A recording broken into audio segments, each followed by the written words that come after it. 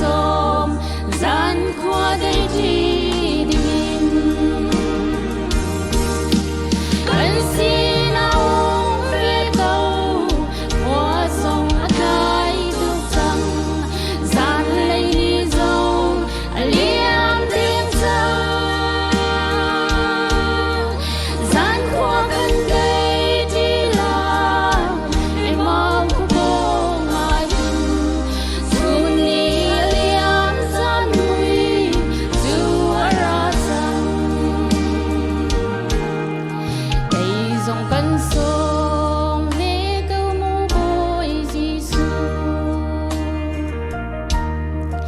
hi vlei cân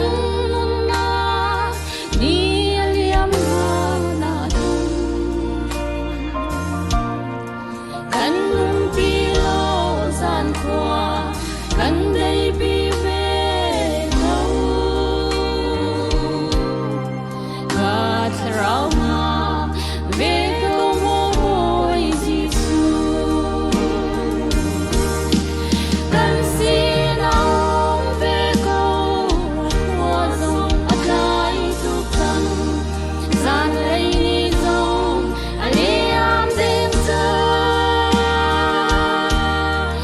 gian khoa cân